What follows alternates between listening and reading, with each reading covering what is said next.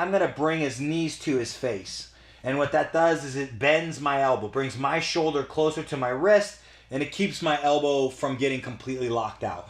The other thing that I'm going to do is we're going to essentially hold our bicep and put what looks like a padlock on. I'm going to lock my hand inside the crook of my elbow, and for this purpose of this video, we're just going to hold the tendon. This is the most basic. I'm caught. I do have time to stack and get my arm bent, but then this hand has only one spot for it to go because Lence's leg is very tight to my head. So when that happens, we're going to grab the tendon of his knee. It's important that you actually grab the tendon. It'll be exposed here because the knee is bent, so it becomes a very good handle. So make sure you grab that tendon. My right knee should be at the shoulder, so right around his shoulder. I don't want it too high because then he'll be able to rock me forward. I would like to have it right around shoulder height. And then the left leg, as I stack Lance up, the left leg is going to go underneath his hip like a wedge. And that just helps me, again, hold Lance's hips up, and it creates a lot of, it takes away a lot of pressure on my head. When I take that away, the weight of his hips and legs is going to continue to go into my neck, and it's going to make me tired, stressful, and it's going to make his counters a little easier. So when we do stack, put your knee under the hip like a wedge, and it's going to hold him on the top of his upper back, which is important. Once you have all of these things in mind, please also remember that I don't want to drive forward because that puts the weight off of my right knee. I need my toes down. I want to sit back slightly and keep him grounded to me. An arm lock when he's completely on his side in this manner, which there is a defense will pull him to his side, not this one, but we'll do that later, is a hard arm lock for him to finish. So we would rather have him cheated to this near side than completely flat or on the other side. So let's make sure that we put our weight, shift our weight just a little bit backwards, which will help our balance as well. And then we're going to shake our arm out. Remember, when you guys shake your arm out, I keep my head down and I take my elbow out.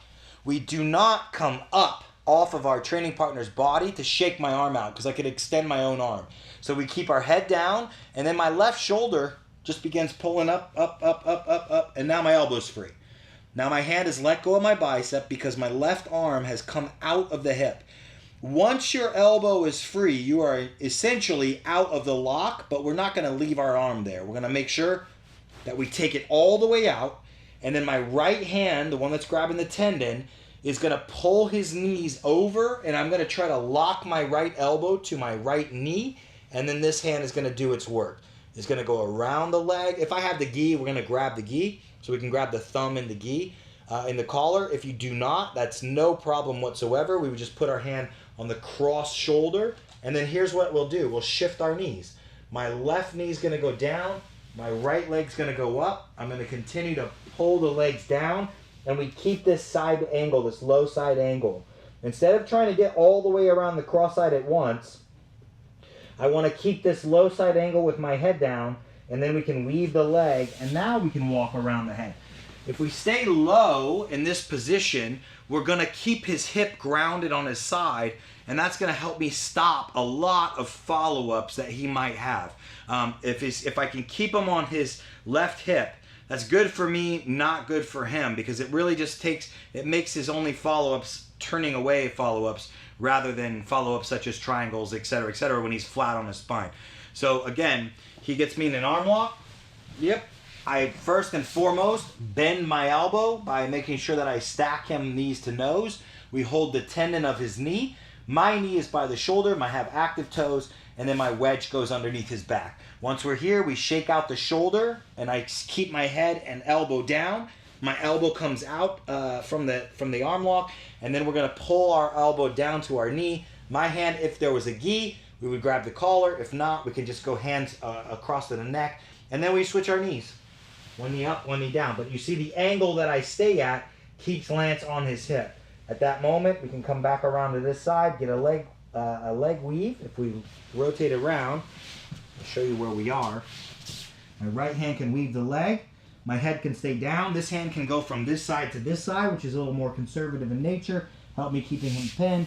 And now we can walk our body up to the cross-side position. So one more final go. We'll be on the arm. I'm going to stack Lance into this position. We're going to make sure our wedge is behind him, active toes behind me.